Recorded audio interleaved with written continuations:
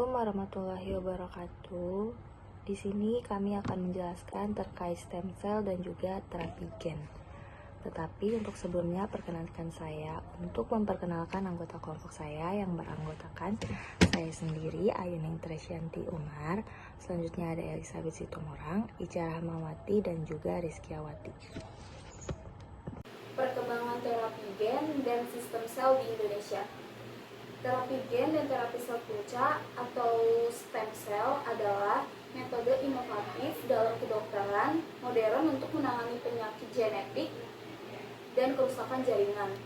Terapi gen berfokus pada penggantian gen rusak, sedangkan stem cell berperan dalam regenerasi jaringan.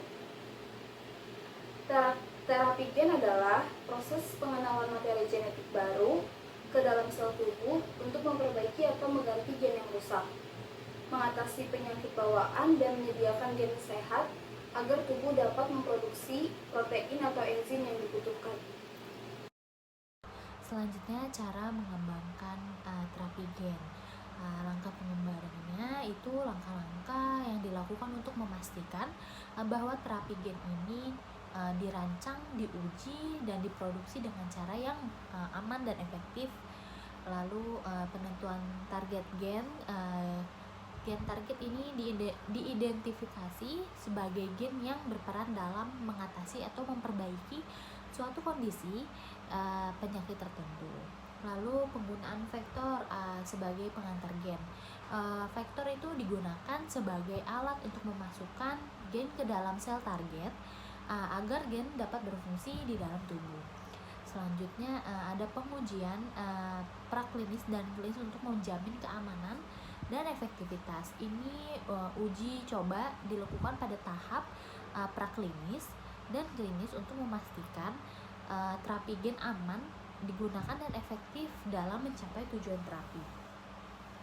Lalu dengan teknik transfer gen yang dilakukan dengan pendekatan ex vivo dan in vivo. Pada pendekatan ex vivo ini, gen dimasukkan ke dalam sel yang diambil dari tubuh dan kemudian ditanam kembali. Sedangkan pada pendekatan in vivo, gen langsung disuntikan ke dalam sel tubuh.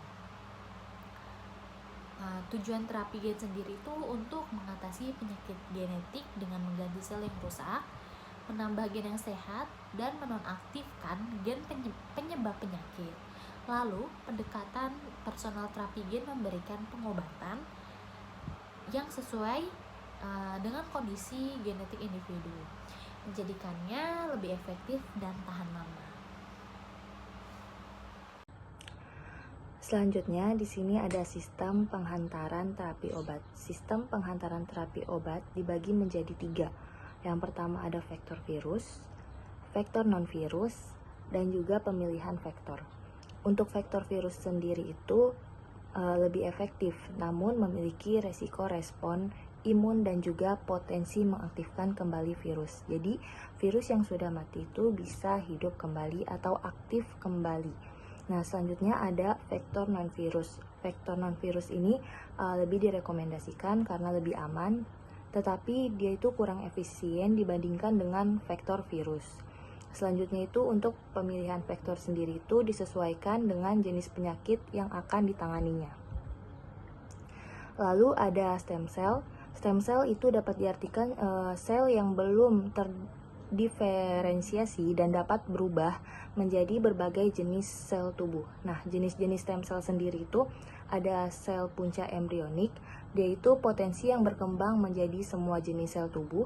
Yang kedua itu ada sel punca dewasa, dia itu terbatas tapi ada di beberapa jenis sel.